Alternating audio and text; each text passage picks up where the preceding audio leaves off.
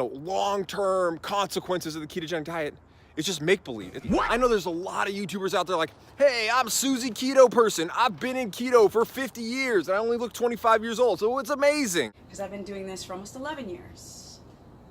At 51, yes. Yes, yes. Right? You don't see atrophy. You don't. In this video, we're going to talk about the long-term side effects or the long-term health outcomes on the keto diet. More specifically, in this one, we're going to look at the reaction from the keto community in response to the increasing awareness of the potential long-term health problems that can result from the keto diet. Now, you may remember from my last video when I said, and all of a sudden now we are going to be talking about the outcomes, the long-term health outcomes on a ketogenic diet. And in that video, I explained why this topic can't be avoided, and it's only just beginning to enter the mainstream discussion along with the keto diet itself. If you missed that video, what are you doing? Hit the subscribe button and click the notification bell, because this is only about to get more interesting. Since I published that video, 2 more YouTubers from the keto community have come out with videos attempting to address the growing concerns of their health-minded audiences about the long-term side effects of a keto diet. The first one we're going to look at is from a YouTube personality known as Stephanie Keto Person. All right, people keep saying that you can't do keto for the long term. Here's the problem. How do you know? Have you done keto for the long term? No, you haven't. Right. Has there studies that have shown keto and its effects on the human physiology over the long term? No. Okay, so this is all anecdotal guessing. That's bad. Stephanie's video actually came out right before my last video, and this is why it pays to get different perspectives.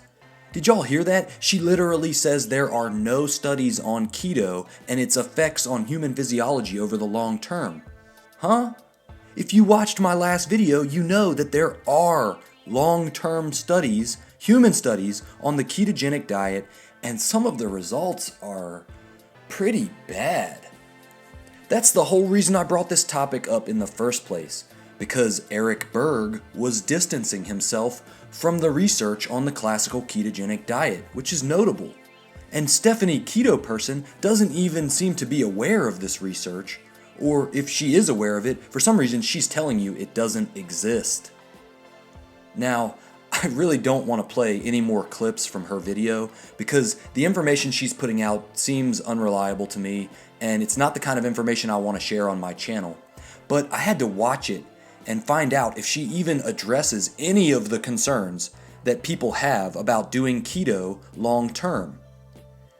Do you guys remember the heart palpitation comment from the Eric Berg video from his follower? Let's rewind that real quick. But the benefits of keto go far beyond just epilepsy. Weight loss, anti-inflammatory, all sorts of wonderful things that can happen to your body. If we scroll down into the comments section, we can see some of his loyal subscribers having to go to the emergency room after starting his diet.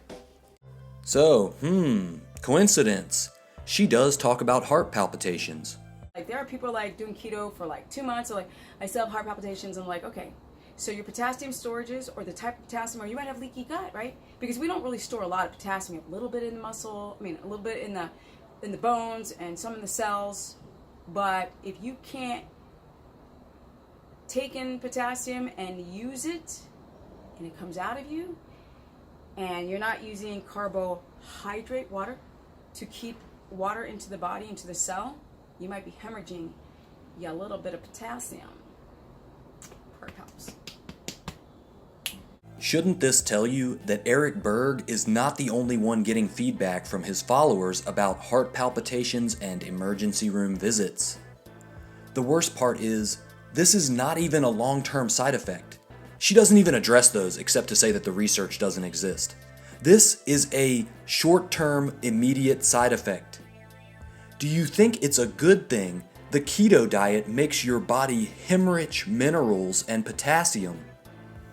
Is this why so many keto YouTubers tell you to eat more salt? I'm not even going to play the clip, but even the most respected experts on keto, Finney and Volek, recommend consuming additional salt and drinking salted broths on a daily basis. So if you are considering this diet, the keto diet, and you want to avoid the short-term side effects, you need to consider your personal taste affinity for daily consumption of salted broths. Next,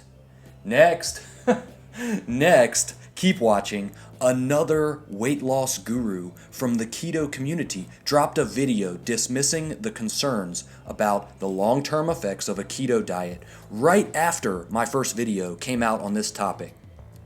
Krueger lists 5 biomarkers that he expects will improve on a keto diet. Number 1 is a fat tummy.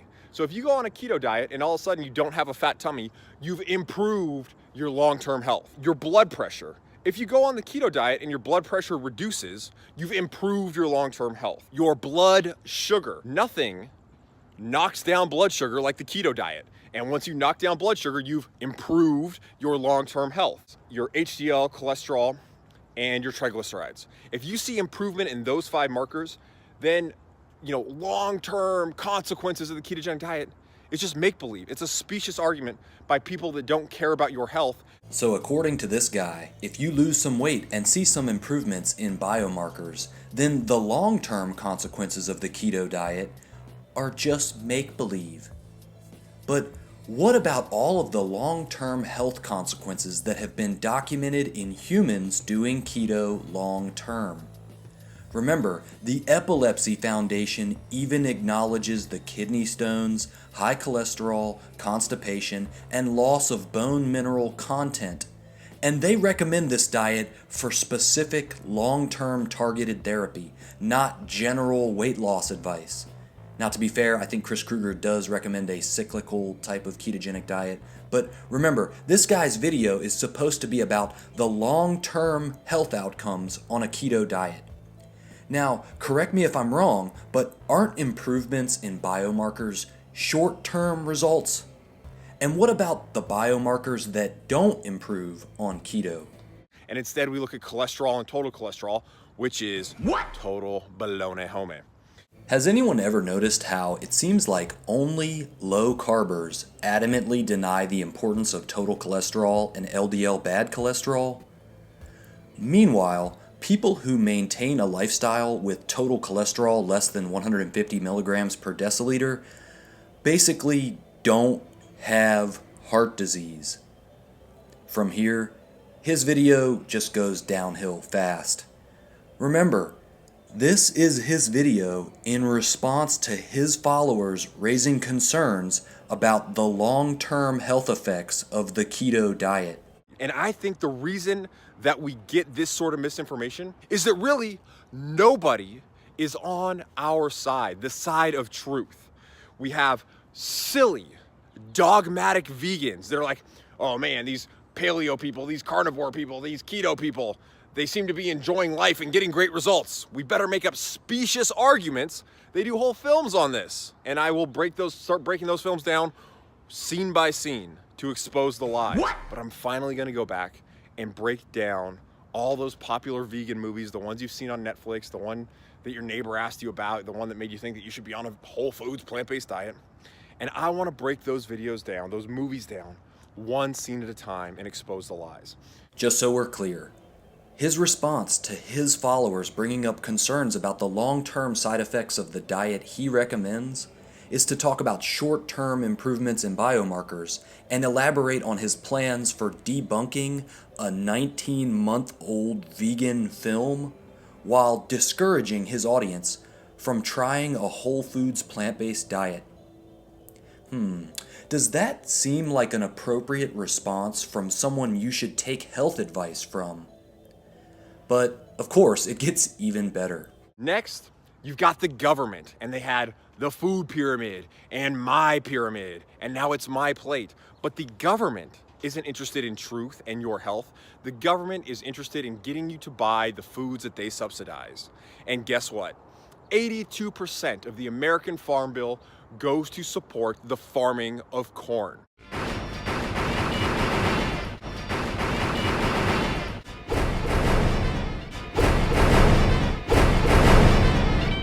Now we're back to that government carbohydrate conspiracy narrative with your host, some guy who gave himself a Brian Bosworth haircut.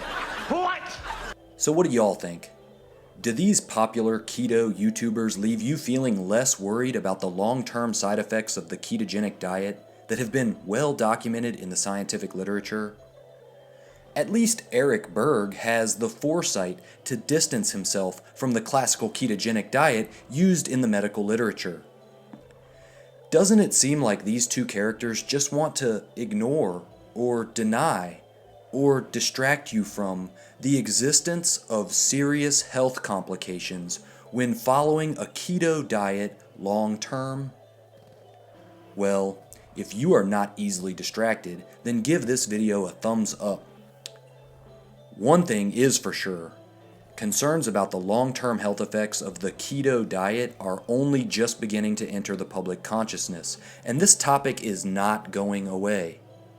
Dismissing these documented side effects of the keto diet or acting like they don't exist only hurts these YouTubers' credibility, making them lose relevance among people who really care about their health, who are lucky enough to get out of the keto hype bubble. Hit that subscription button if you haven't already, and click the bell for notifications. One last thing, come join the squad on Patreon, where I'd like to thank my newest Patreon supporters, Lucas Renault, Klaus Otto Mitchell, and Cullen Smith. You guys know what time it is. Red Pill Vegan, next.